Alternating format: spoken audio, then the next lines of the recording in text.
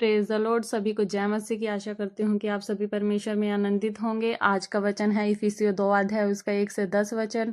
और उसने तुम्हें भी जिलाया जो अपने अपराधों और पापों के कारण मरे हुए थे, जिनमें तुम पहले संसार की रीति पर और आकाश के अधिकार के हकीम और अर्थात उस आत्मा के अनुसार चलते थे जो अब भी आज्ञा न मानने वालों में कार्य करता है।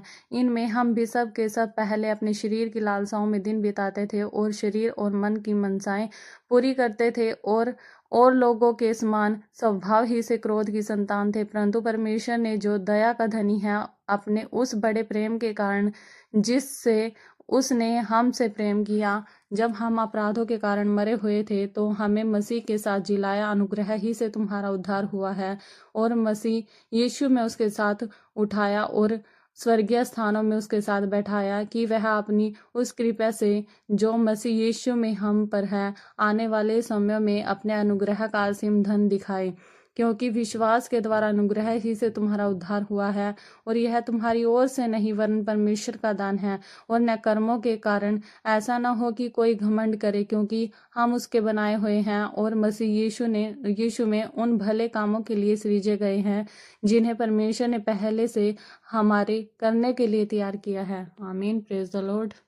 तो हे मेरे प्रियो, यह अध्ययन दिखाता है कि मसीह सुसमाचार हर दूसरे धर्म से कैसे अलग है।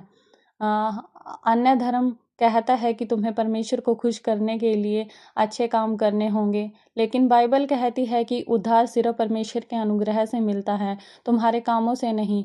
यह अध्ययन सिखाता है कि विश्वास और अनुग्रह क्या है और क्यों हम अपने कामों से कभी भी परमेश्वर के सामने धर्मी नहीं बन सकते। तुम सीखोगे कि यीशु मसीह ने क्रूस पर सब कुछ पूरा कर दिया और तुम्हें बस उस पर विश्वास करना है। यह सच्चाई तुम्हें धार्मिक बोझ से आज़ाद करेगी और तुम्हें परमेश्वर के प्रेम में आराम देगी। प्रेरित पौलुस ने इफिसुस की कलीसिया को यह पत्र लगभग 60-62 ईस्वी में लिखा। इफिसुस में बहुत से लोग पहले मूर्ति पूजक थे और सोचते थे कि उन्हें अपने कामों से परमेश्वर को खुश करना होगा। पौलुस उन्हें समझा रहा है कि उद्धार सिर्फ अनुग्रह से मिलता है, न कि कामों से। यह सच्चाई हर झूठे धर्म के खिलाफ खड़ी है। हालेलुया। इफिसियों 2 अध्याय उसका 8 और 9 वचन में पौलुस बहुत साफ शब्दों में कहता है, क्योंकि विश्वास के द्वारा अनुग्रह ही से तुम्हारा उद्धार हुआ है और यह तुम्हारी ओर से नहीं वरन परमेश्वर का दान है, यह कामों के कारण नहीं, ऐसा न हो कि कोई घमंड करे। यहाँ 3 बातें बहुत महत्वपूर्ण हैं। पहली, उद्धार अनुग्रह से है, मतलब परमेश्वर का मुफ्त उपहार जो हम कभी कमा नहीं सकते। दूसरी, यह विश्वास के द्वारा मिलता है, मतलब हम बस यीशु पर भरोसा करते हैं, अपने कामों पर नहीं। तीसरी, यह कामों के कारण नहीं है ताकि कोई घमंड न करे कि मैंने अपने उद्धार को कमाया। पौलुस यह क्यों कह रहा है? क्योंकि हर इंसान सोचता है कि अगर मैं अच्छे काम करूं, मंदिर जाऊं, दान दूं तो परमेश्वर मुझे स्वीकार करेगा। लेकिन रोमियो 3 अध्याय उसका 23 कहता है, सब ने पाप किया और परमेश्वर की महिमा से रहित है।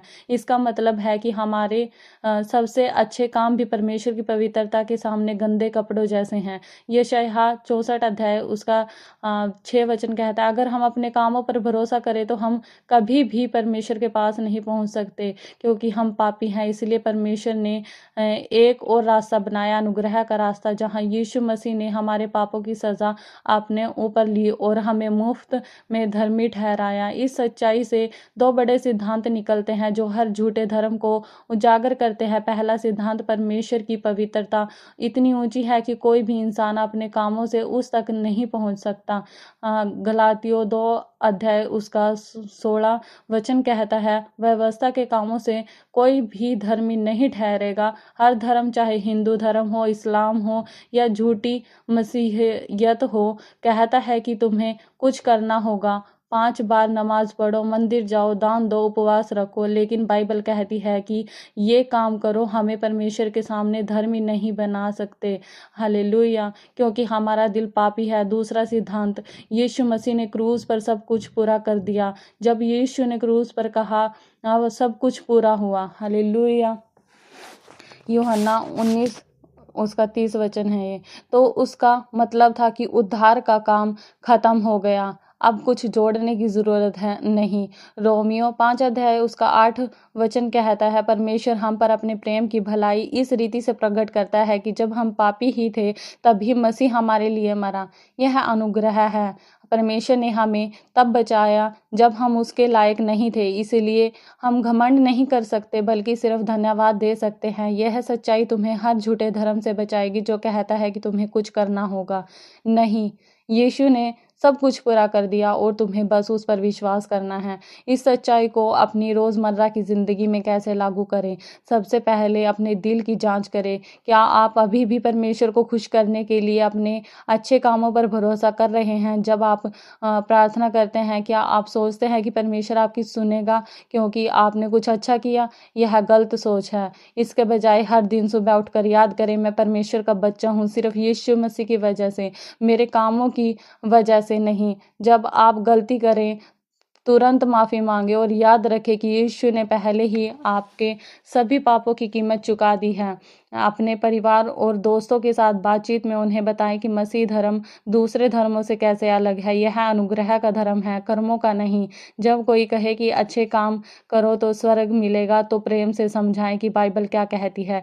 इस हफ्ते 3 काम जरूर करें। पहला, रोमियो 3 अध्याय उसका 5 वचन, मतलब 3 उसका 5 अध्याय पढ़ें 3 से 5 और नोट करें कि कितनी बार अनुग्रह और विश्वास शब्द आते हैं। दूसरा, किसी एक व्यक्ति से बात करें जो अभी भी सोचता है कि अच्छे काम करने से स्वर्ग मिलेगा, उसे प्रेम से सुसमाचार समझाएं। तीसरा, हर रात सोने से पहले परमेश्वर का धन्यवाद करें कि उसने आपको बचाया, आपके कामों की वजह से नहीं बल्कि अपने अनुग्रह से। जब मुश्किलें आए तो याद रखें कि परमेश्वर आपसे प्रेम करता है क्योंकि आप यीशु मसीह में हैं, न कि आपके प्रदर्शन की वजह से।